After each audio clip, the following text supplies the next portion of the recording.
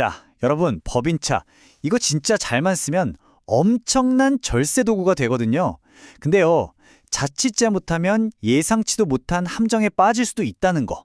오늘 이 딜레마 제가 속 시원하게 한번 풀어드리겠습니다. 대표님들이시라면 아마 한 번쯤은 이런 생각 해보셨을 거예요. 그냥 내 월급으로 차 사는 거 이거 진짜 손해인가? 네, 바로 이 질문에서부터 오늘 이야기 한번 시작해보겠습니다. 그 질문의 답을 찾으려면요, 일단 회사 돈이 내 주머니로 들어오는 그 과정부터 좀 들여다봐야 합니다. 자, 여기 보시면 정말 험난한 길이죠? 회사가 돈을 벌어서 그걸 제 월급으로 딱 빼오는 순간 소득세 나가죠? 4대 보험료 나가죠? 거의 뭉텅이로 돈이 빠져나가는 거예요. 아직 차키 구경도 못했는데 말이죠. 그런데 법인차를 쓰면 이 계산법이 완전히 달라집니다. 어떻게 그게 가능하냐? 바로 두 가지 핵심 원리 덕분인데요. 한번 보시죠. 가장 중요한 차이가 바로 이 돈의 흐름이에요. 왼쪽은 뭐죠? 세금부터 떼고 남은 돈으로 차를 사는 거고요. 오른쪽은 그 세금 내는 과정을 그냥 통째로 건너뛰는 겁니다. 그러니까 법인차를 이용하면 그 무거운 개인 세금 부담을 피할 수 있게 되는 거죠. 이게 바로 일석이조 효과라는 건데요. 첫째, 내 월급으로 안 가져오니까 개인 소득세랑 그 무섭다는 4대 보험료, 거의 18%죠. 이거 아끼는 거고요.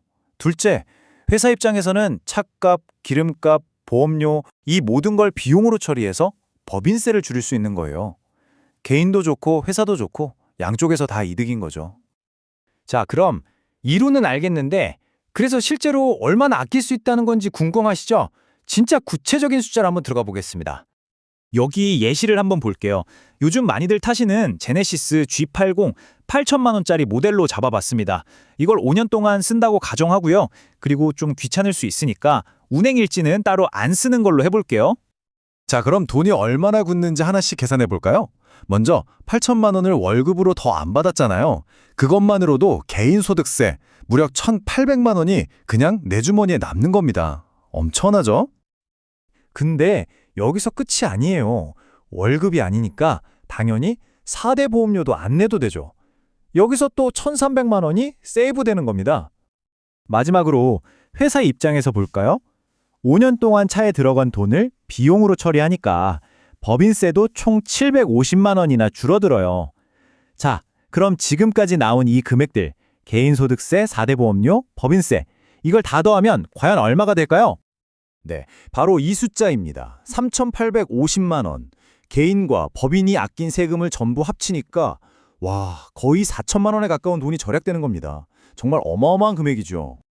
그러니까 이걸 쉽게 말하면 이런 거예요. 법인이 없는 그냥 월급 받는 직장인보다 거의 4천만 원이나 싸게 8천만 원짜리 차를 사는 거나 마찬가지라는 거죠.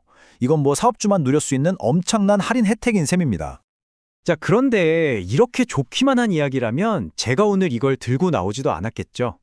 당장 계약서에 도장 찍으러 가시기 전에 반드시 알아야 할 몇 가지 규칙하고 또 단점들도 있습니다.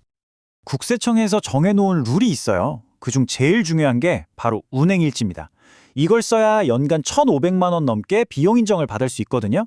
근데 솔직히 말씀드리면 웬만한 차들은 1년에 1,500만 원이면 감가상각비랑 유지비가 거의 다 해결돼요. 그래서 많은 대표님들이 그냥 귀찮게 일지 쓰지 말고 1,500만 원까지만 비용 처리하자 이렇게 선택하시는 경우가 많죠. 그리고 요즘 가장 핫한 이슈죠. 바로 이 연두색 번호판. 8천만 원 넘는 법인차에는 이걸 의무적으로 달아야 하는데요. 길에서 보면 정말 눈에 확 띄어요. 나 비싼 법인차요 하고 광고하는 거나 마찬가지죠. 이게 생각보다 신경이 많이 쓰이는 부분입니다. 예를 들어 주말에 이걸 타고 마트에 장 보러 갔어요. 그럼 사람들이 힐끗 보면서 저 연두색 번호판이 주말에 마트에는 왜 와 있지? 이런 시선을 보낸다는 거죠. 이런 시선 과연 괜찮으시겠어요? 그리고 또 하나의 함정이 남아 있습니다. 바로 차를 팔 때인데요. 부가세라는 복병이 숨어 있어요. 이게 좀 억울한 게 뭐냐면 살 때는 부가세 환급을 하나도 못 받았거든요. 그런데 팔 때는 판매가의 10%를 부가세로 내야만 합니다. 비싼 차일수록 이 금액이 정말 만만치 않겠죠? 물론 이 부가세를 안 내도 되는 예외적인 경우가 있긴 합니다. 면세 사업자이거나 차를 해외로 바로 수출하거나 아니면 리스나 렌트 계약을 다른 사람에게 넘기는 경우 같은 것들이죠. 하지만 대부분의 경우에는 이 부가세를 내야 한다고 보시면 됩니다. 자, 지금까지 법인차의 강력한 절세 혜택과 또 무시할 수 없는 주의사항들까지 모두 살펴봤습니다. 그럼 이제 대표님들은 어떤 선택을 해야 할까요? 가장 중요한 건 바로 이거예요. 법인차는 탈세를 위한 꼼수가 절대 아닙니다. 이건 나라에서 인정해주는 사업자를 위한 아주 강력하고 합법적인 절세 도구라는 거죠. 물론 그에 따르는 규칙과 책임은 반드시 지켜야 하고요. 결국 선택은 대표님의 몫입니다. 눈앞에 보이는 엄청난 절세 혜택과 그 뒤에 따르는 대중의 시선과 여러 의무들, 대표님의 저울은 과연 어느 쪽으로 기울게 될까요?